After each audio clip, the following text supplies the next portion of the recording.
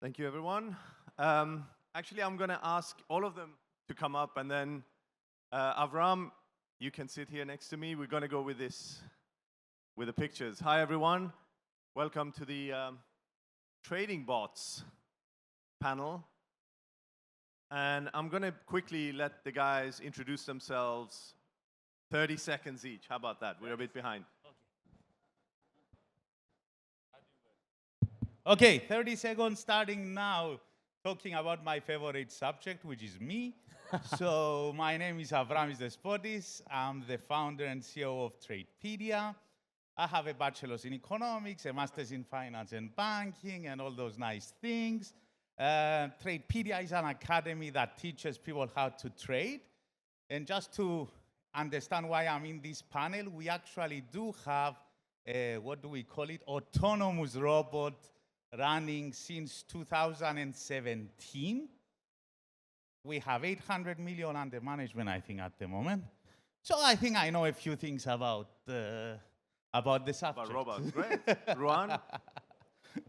Hi everyone, Rowan here. I'm Vice President of International Growth at TradingView.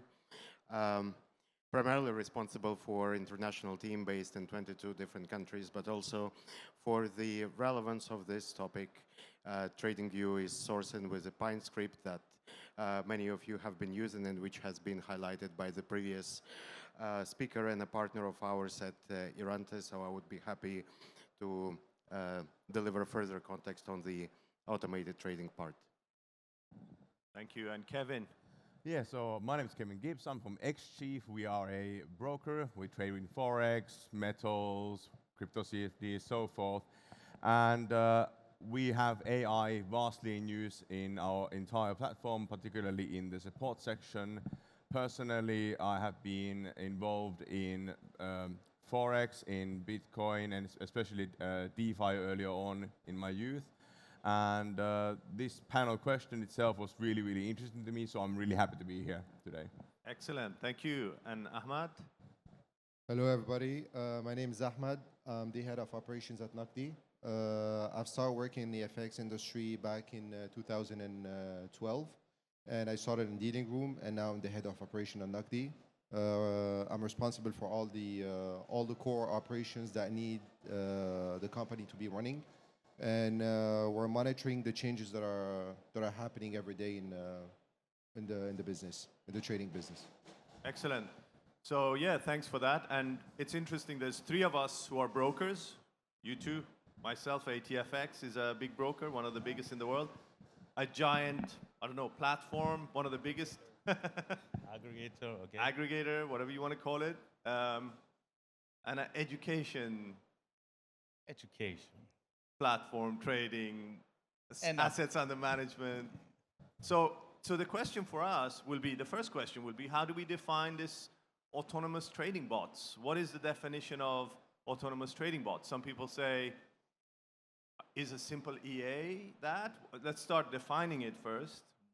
Avram, how do you define an autonomous trading bot? Well, an autonomous trading bot is definitely not an EA. An EA is a deterministic thing where you tell it if this happens, do this, yes?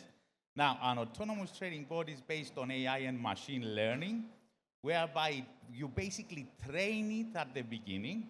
So, being an educator, I did a good job with our AI. Okay, so it's so nice, guys, to train an AI because it's exactly the same as training a human being, yes? Okay, it makes mistakes, it gets afraid to trade, it trades more. It's so much fun training it, yes? Okay, but of course, it can do much more than what we can do. It understands patterns that we cannot understand, and then it learns from it and trades on its own. So basically, to tell you the truth, we have no idea what the AI does anymore. So you guys did in 2017, you trained an autonomous... 2017, we you trained an autonomous... The first one, it was probably well, really bad. But I'm sure there are many more before that. Okay. And of course, I'll let the other guests speak as well, but there is many kinds of autonomous robots, high frequency ones, latency ones that they try to cheat with the speed against the brokers, and this is something I guess that interests you guys a lot. So I'll let you talk about the latency and the price arbitrage ones. Ours is a pattern recognition, trend following AI. Kevin, what's your, I'm going to jump here one. Kevin, what's your definition of autonomous bots? Well, I actually agree with Avram in that if you have something that works on predetermined algorithms, it's not really autonomous. You wouldn't call your television autonomous just because you once turn it on and then it shows television programs. It's not actually autonomous. So I agree it has to be AI, but at what point is it really, how far does it have to learn? Does it have to self-learn to actually be autonomous? Because even when you train it, you have still sort of input parameters by training. So it's a bit of a semantic question, but I would say yes. But if you want to go really deep into it, maybe it would have to be self-learning to be truly called that. That's what I think. I think that's, if it's not self-learning, self-improving, then I don't think we have many real autonomous self-improving trading robots out there, right? Ahmad, what's your thoughts on that? I think that it's the bot is mainly trading on an algorithm that you write before. Obviously, there's a code that you have to write.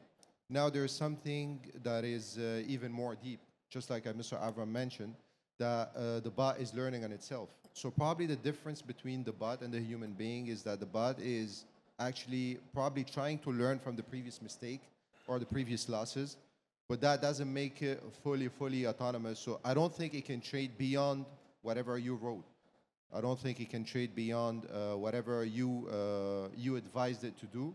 Although it is adding a little bit more than what you wrote before, which is that it is learning from the previous mistakes. Okay. Ron, you guys must see everything in your trading view with AI, autonomous stuff. What do you... Well, we prefer to keep it simple. Whichever solution does not require manual execution would be automated per definition. Since the start of the platform, we've introduced the proprietary programming language called PineScript, which I hope some of the audience have got an opportunity to test themselves. Basically, that's a simple 100-plus operator logical language based on the easy programming. So, as it comes from the name, should be easy. And the idea here is to provide the scalable solution and engage as much of retail traders to experience the automated trading opportunity, at least with a signal capacity within the platform. Yeah, so I think you guys might be in dispute in my next question. Let me see. So my next question is, if I'm as an individual, if I'm gonna be able to access AI, these amazing tools, which is quite costly to create, can I access it? Is it easy for me as an individual, not as a corporation, access an amazing AI better than everyone else? Is it creating unfairness in trading and profitability for me as an individual, not within the industry? Avram, so... So the unfairness is your inability to access it? Or I can't, or if I can't create it, or if it's costly to make, how can I access it? Well, that's unfortunately how we differentiate between retail traders and institutional traders. Okay, you are in charge of institutions. You know what we mean. So currently, and unfortunately, the niche AIs are not available for the retail client. Yes. Okay. I mean, you can access it if you are a professional, or for let's say 100,000 euros or more, you can subscribe to a fund for it. Okay. But per se, for the retail investor, it's not available, and it's going to be really hard to access it. Ron, if I have $10,000 out there and I want to invest in something more intelligent than AI, I just don't want to give it to a money manager. Is there a good AI? Is there a way to access really good AI, Yeah, advanced autonomous. that's been the correct bet that it would be a good point of the argument. I do not see that retail user is specifically restricted from the opportunity for accessing the correct model. Of course, there is insufficient service capacity, insufficient massive. But before we start debating that, the right question is if we really need to have the access to this capacity, because my thinking is that the simplicity is beautiful, and if we think about the poster childs of successful traders, they are basically placing their strategies on some quite simple strategies and ideas which can be derived into quite simple logical operators in turn. Obviously, there is further capacity to perfect the precision of the strategies, but I think that the automated logical operators in principle would be efficient if the underlying idea is correctly identified. Yeah. You know, at ATFX, we try to give our clients access to all these latest stuff. And of course, we always look at best platforms, best prices, how can we give our clients an edge. This stuff, the next 12 months is high up on the list of things we want to give to our clients. Be able to, if they come to us and say, you have a, you know, there's this AI revolution, give us access. You guys as well as brokers, how do you look at it, Kevin, in terms of, you know, unfairness for your clients? If they come to you and they want access, how do you look at it?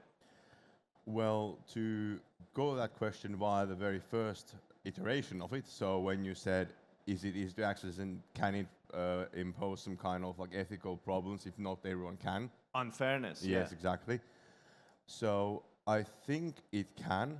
We were now talking about retail and institution, but retail was mentioned to be 100,000 or more. Most traders who are beginning cannot afford that. Let's look at the whole world. Most people cannot afford that in the entire world. So at XChief, we want to make sure that as many people can access as much as possible through being as client-centric as possible. But the fact is that if somebody creates an AI that is extremely effective but highly expensive, of course it will create some sort of unfairness. But then the question comes, at what point is that unfairness so unfair as to be really truly unfair? Because there's different levels, like you cannot have entire equity. It is impossible. Everyone cannot be entirely equal. It's just not possible, but we have to drive toward that. So I like the idea of trying to give people as much as possible, but likely heavily developed AI will probably never be always available to everyone, which is a shame. Ahmed, the unfairness. Yeah, I think that first of all, it would be great to segregate these questions into two parts. So the first part is the trading part. Would the AI be unfair to the holder of the AI, actually, compared to other people or normal human beings trading? I think that yes, because the AI is giving you an edge in terms of speed and efficiency. It's also giving you an edge in a way that it can access a very vast amount of data that a normal human being cannot while trading. Now, in terms of whether this AI will be affordable or not, well, as my colleagues here explained earlier, it depends on the size of the investment. So what is your goal? What is the size of the investment? If you're a retail investor and you're only trading specific instruments, probably that AI do not cover those. Probably that AI was made, for example, for mostly for stocks, for bonds, and for other stuff. So in a nutshell, I think that yes, whoever has the AI has kind of an edge or an advantage over people who do not have an AI. Okay, so the moment there is an edge and there is an advantage using technology over others, regulators will become interested, right? So if AI, autonomous bots, any of this gives a clear edge to a group of people over another group of people, etc., regulators will be interested in this. So should the regulators, will they and should they be interested in this segment of saying, hey, wait a second, you guys are deploying tools and all this is happening. Some people make money, some people are losing, some people don't have access to it. How about the fairness in trading story that's happening? Avram, what do you think? I don't think the regulators should get involved because at the end of the day, autonomous trading bots is nothing more than the evolution of a trader, yes? So I'm better trader than everyone else. What, they have to regulate me? It's the same They do thing. now. It's the You same. don't you're not Qualified, regulated? they get Are qualified. you not regulated? Huh? You have no regulation? The bot is regulated. I, as a trader, Avram is as a trader, is not. So why should He's I be very free. regulated because I'm better than everyone else? I mean, it's not fair, is it? I don't know. I think there is a okay, do you think they shouldn't be involved? The Definitely will, they will shouldn't they be involved. And anyway, at the end of the day, I mean, involved in what sense? They want me to tell them the secret sauce? Maybe, yeah. And do we trust them with it? You don't trust the regulator? Definitely not. Because it's not the regulator that is getting the secret sauce, it's individual humans. And individual humans act differently than regulated and institutional. Okay, so there's ethical concerns, Ron, and regulation will have to get involved. Do you think they will get involved or should they get involved? First of all, I really do think that traders, especially institutional professional traders, get regulated. They got certifications, they got qualifications, CFAs, and other points alike, and I believe that yourself have got them. So in terms of the transparency versus privacy, I understand that can be sort of an unpopular opinion, but I would definitely defend the point and the case for transparency. Again, coming from, and I apologize for the basic examples, but if you think about the best performing traders of past few generations, i.e. Andy Hall, Warren Buffett, there is very little in their strategy and approach that can be defined as secret sauce. That's more about the precisely followed behavior and strategies that's been implemented in the long term. So I believe that in general, industry would benefit from following the transparent approach, because let's remember that we are operating in a highly leveraged environment, which naturally creates lack of trust from participating players, especially from the retail side, because they are coming in the tail end of this entire route.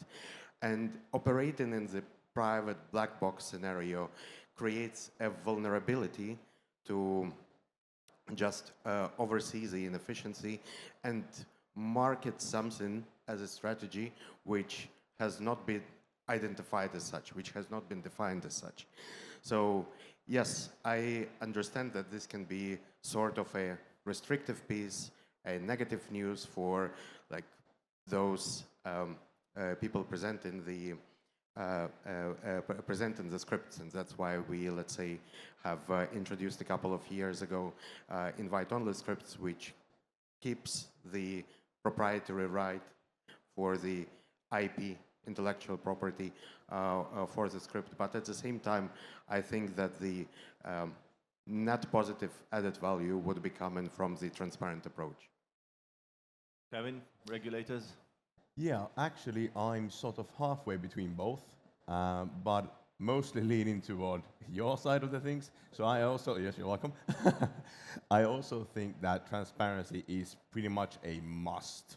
However, if a company develops something absolutely amazing and they run for proprietary rights, then you got to start thinking, okay, would it be so that maybe regulators would know this and they would regulate it, but they would not be allowed in any way to let anyone else know exactly what is going on, the secret sauce, as it were. So that way they would know, okay, this is not going to be destructive, this is not going to be so advantageous that it will hurt the market, generally speaking, but that it is so important that they can keep it proprietary that it will be kept. So regulation with transparency, without letting everyone know exactly what the special sauce is. That's sort of my view on it. Okay, Ahmad, in 5 years, 10 years, as this thing gets more advanced, is it going to be regulators going to get involved? No? I know you don't want it, but it might have. You want it or not? He doesn't want regulators at all. But No, I think that all the regulator cares to know about is whether this AI is functioning on manipulative practices or not. I think that's all they need to know. We don't have to go all the way to the regulator and detail in every single script we wrote behind this AI or how should it be functioning or how should it be working. I think that it should be a balance of both. I think that all the regulator needs to know is the end result. As long as there is no conflict between the investor and the company he's investing with or the broker he's working with, there shouldn't be any problem because at the end of the day, everybody's happy. Like the broker doesn't have any problem with your trading strategy. You as an investor using that AI or whatever and made money, and no one objected this, and everybody's happy. So I think that it should be a little bit a mix of both. There should be a transparency. You should tell people or tell the regulator what are you up to, how do you work, but that's it, without giving any further details or whatever, because this may create a further compliance burden, and then this may probably stop other AI to be developed or. the innovation will stop, right? Yeah, I think so. Plus, I think that if I'm sharing, just let me quote Mr. Avram, the secret sauce, then what will encourage other probably AI writers or AI developers from developing another AI? Yeah, in our office, some of the people are using the AI stuff, and they love it, and they at the same time say, "Be careful when you use it. You know, you shouldn't be trusting this AI too much. Yeah. Don't feed it too much information," which is quite interesting to see. But again, going back to sort of who should be held accountable if something goes wrong. That's another question, right? So let's say something goes wrong. Who's in charge? What do we mean by something goes wrong? Okay, Kevin, let's say you create something that makes a lot of money in 10 years. Yep. It beats everything, generates a lot of money. Maybe others are just losing big time. Yep. Maybe that's regarded as bad. Is that bad? Good? What's your view? Well, I would think of it as the same way as shops and other companies, I think, thought of as in terms of monopoly, right? So if you manage to create something that would be extraordinary, it would really disrupt the markets. And you're getting millions per week, basically, all the time. And of course, people are losing. The markets are starting to go down at that point. Then I think that is something that should be, I don't know if stopped is the right word, but moderated and dealt with to a certain degree, because monopoly in any way disrupts other people. And if you think of like you were mentioning, AI being developed and then people getting to know it and not wanting to develop because of all the regulation and all that, kind of the same maybe here, that except the flip side, that if I create something like that, everyone wants to know it. And how about if somebody else manages to figure it out? All of a sudden, we got 5 or 6 people raking in all the money. What happens to the market then? It has to be stopped at some point. So, but at what point? That's the ethical question, because when can you actually say you're earning too much? Is there such a limit? How do we deal with that? Thankfully, we've never been in such a situation, but hypothetically speaking, I think at that point we would have to say they would be held accountable. I mean, other industries, everyone's been there, right? Where there's a disruption, someone invents something, makes tons of money, becomes too big. Everyone goes, no, that's too much. Yeah. You got to regulate them, and they put them in jail. Hopefully not. Right, Avram?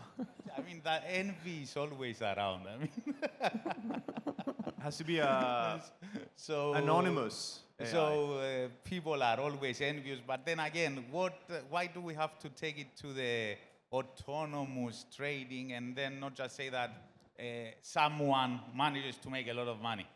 Should we put him in jail for that? So, like Elon Musk. Elon Musk makes a lot of money. I thank him a lot for his recommendation on Dogecoin, by the way. But yes, so should we put him to jail for being too good? I don't know. Maybe yes. Maybe it's too good to be true. Yeah, but that's over a long period of time, you know. Yeah, imagine it goes quickly. Like you said, imagine someone's making a billion a week on some kind of trading tools. I mean, someone is making $1 billion a week, even without trading tools. Yeah? Yes? What do you Okay. think? Rare. Billion a Not week? me, but someone is.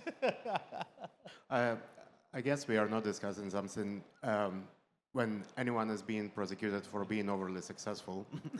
That's Well, that's what we are discussing, actually.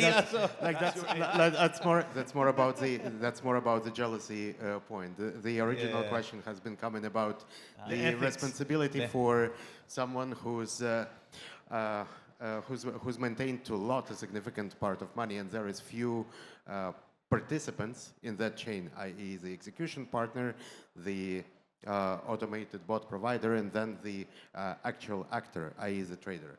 And I believe that in this regard, it should be clear the responsibility of the end trader who's decided at his capacity to implement that automated strategy and, let's say, deliver it with a specific parameters and setup as he had done.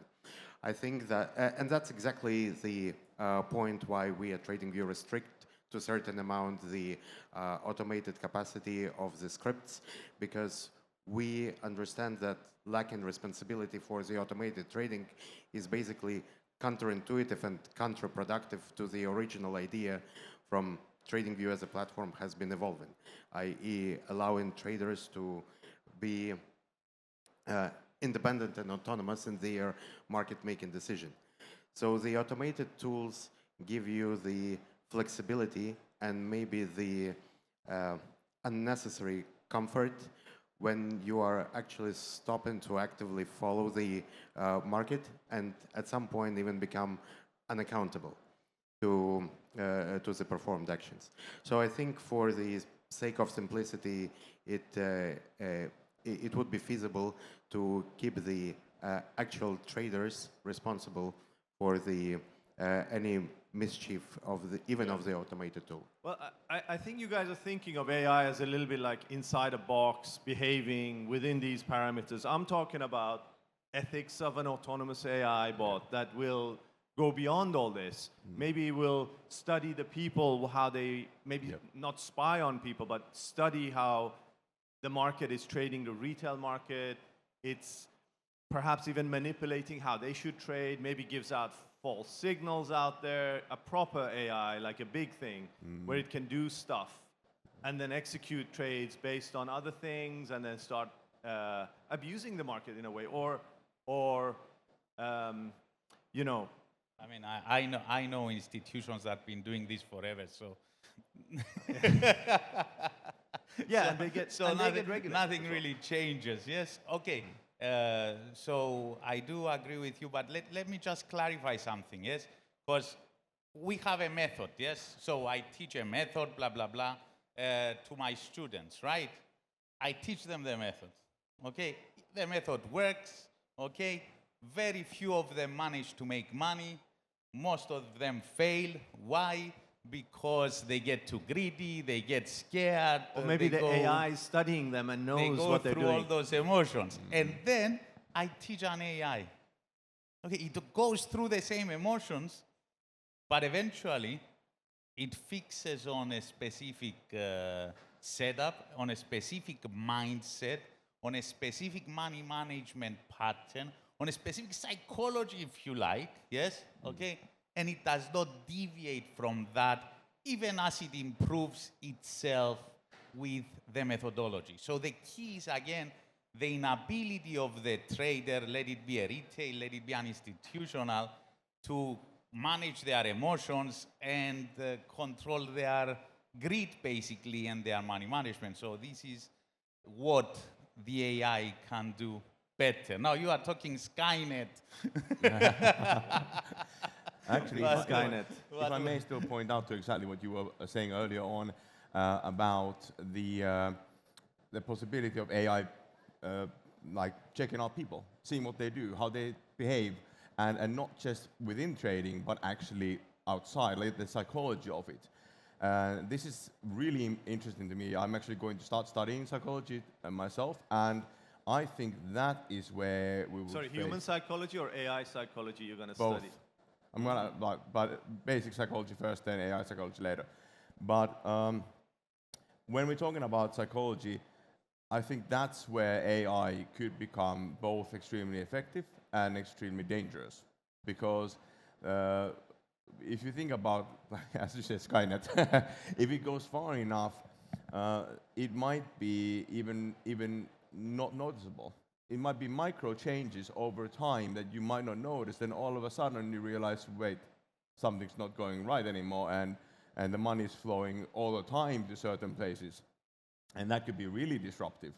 Like, you could think of it as what has happened when England went years and years ago to Africa and other countries and took all the resources, except in a way that you can't see until the resources are actually going really heavily. So in that sense, regulation would definitely be obviously placed before that can happen. But theoretically, if it wouldn't be placed, it could go pretty bad. And that would be, of course, highly unethical. Yeah, okay. I might have time to ask the audience a question as well. So get your questions ready, and we'll get maybe a microphone out if someone has a question. What else should I ask you guys about the ethical concerns? Anything else to add, Ahmed? Do you want to add anything on this? No, I think that I agree the most with Kevin on a question he last answered. I think that the thing that could give the AI, an edge is the fact that it's emotionless. And who should be held accountable for? I think that it should be a little bit of both. So you're giving, let me reverse the situation. In a situation where you're losing, for example, us as human beings, the first thing, if let's say we're not using any AI, but we are investing with a company and there's a money manager that is managing our account. The first thing we're gonna do is we're gonna put the blame on someone else. I didn't lose; he lost the money. So I think that there should be a drawdown line, and I think that people should agree. There should be a kind of agreement, because obviously you're giving your money to someone, which is the AI, to trade on your behalf. So things should be made clear before even engaging in this. I think an agreement should be made. It's a necessity, so you can know where you're going, who to blame, who not to blame. We can all agree to blame AI, I guess, when things go wrong. So that's a good thing. Yeah. Like, we can blame, I don't know, England for every problem in India most and continents. Africa. India, Africa, yeah, blame it on England. Yeah, fine. Thankfully, you're blaming only half of me because I'm half English. But Yeah, so blaming is... Where you from? Finland, half English. Okay, cool. Let's see if there's any hands up for questions from the audience. We got one there. Can we get a... Yeah, we got a microphone there.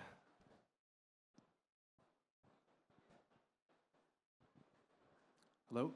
Hi. Hi. My name is Aziz. I've been a colleague with Rawan at TradingView sometime before. Now I'm working in the Web3 space and also doing some algorithmic trading and platforms and other for blockchain and on-chain data. My question would be, I have actually two questions, but very simple. Won't take a long time. First would be, who is the target audience for AI and algo trading? Essentially would be the retail traders who probably just let the AI do the thing and they do side job or the main job and do their job at McDonald's or anywhere else. That's the first question. The second question would be, what's the limitation of the AI? You said that it's machine learning. It will learn and develop at some time, fix its own strategies, etc.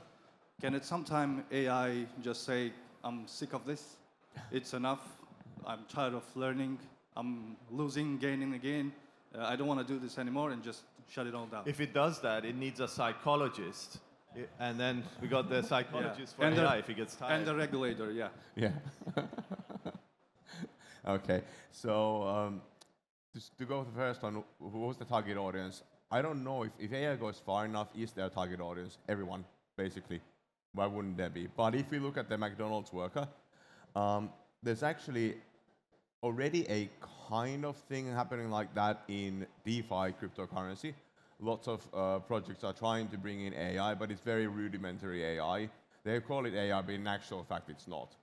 but it's getting that way. And the big thing is that you could call that crowd-funded AI, basically. And lots of people are putting $10, $100, whatnot.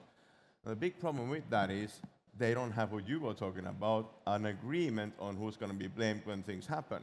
And when things do happen, and in DeFi they mostly do happen, then everyone's in uproar. But should that person who's put $10 be accountable for anything? I don't know. Should they even be expected to read an EUL? I don't know.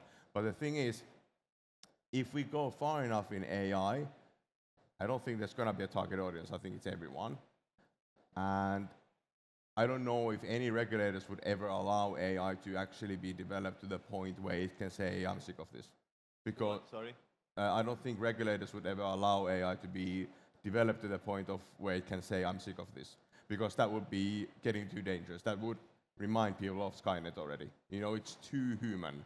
It's too capable at that point, in my opinion. And I think they're going to say, nope, not going to allow for this. Thanks for the question. I would rather take an evolutionary approach toward thinking about the next step with the AI. And I do not see how the current setup, let's say with automated trading, would significantly change with the introduction of the AI. So let's say if you look at the automated strategies, we've got like perfectly the databases of dozens of thousands of automated indicators and strategies that can be used on the purely retail level. And at the same time, we've got the capacity of institutional trading firms building a physical server facilities, i.e. Citadel, to, let's say, make a precise move on automated arbitrage systems. So in a similar way, I believe there would be AI models and AI operators who would be catering to the retail audience so that they can test their ideas, automate their ideas, and at the same time there would be the capacity for the institutional level implementation like Claude, who would implement that on their proprietary servers. Yeah, with regards to the other part of the question, since we are trying to stick to the question of ethical mode, I believe that we should not expect any emotional behavior or emotional response, because by definition the AI is very mechanical and machinery, so they would be, within their development, they would be moving towards the further efficiency, and I do not see how any emotional response or feedback can be supporting them with the programmed setup of improved efficiency. I think that regarding to the first question, the first thing we should look at is how affordable is it? So there are two things we should look at. How affordable is it? And what's the goal of this AI? If obviously everybody's looking at AI just to generate money, but are you up to investing in something you probably don't even know about? So where is this AI is gonna trade? Is it gonna trade in, what instruments is it gonna trade? How is this AI gonna get affected? Although this is an autonomous trading that is doing everything by itself on your behalf, you don't interfere in anything, but I think that at least you should know where you're going, where you're putting your money, and how much you can afford it, and what would the end result be? If the end result would be a loss, what is the loss that you can bear? So this is for the first question. Now for the second question, I think that whoever wrote that AI or started with this AI and said that, okay, at some point this AI will just get tired and said, okay, I'm done. I just don't want to trade anymore. I just want to do anything anymore. I think that somebody will step in and then modify this, because this will be an opportunity for someone else to regenerate another AI or another bot to be able to sell it again. Okay, great. The audience, any other questions? Any hands? We have one here. Hello, Ron. I have a question for you.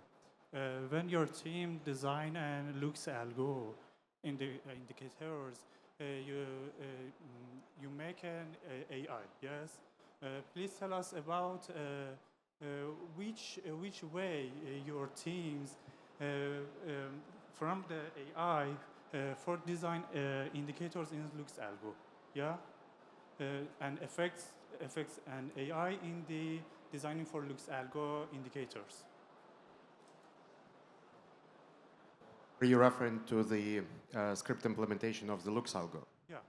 So Lux algo is an example of one of third-party providers who are developing their system and solutions based on the Pine script. So basically, we are providing the language operator model, then in turn is developed by end developers. So I do not have visibility or opportunity to comment on their specific approach. So I believe it would be the most straightforward to ask them. But I think that what we are trying to achieve here is to enable such third-party providers, service providers, to deliver, and I think that goes to the question of how affordable or how restrictive the access to the technology may be.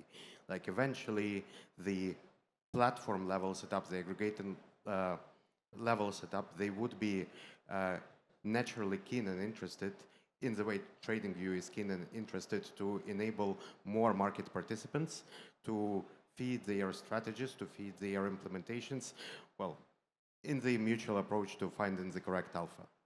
Great, thanks guys. We're out of time. Thank you very much. Thanks. Thank you, everyone. Thank you very much.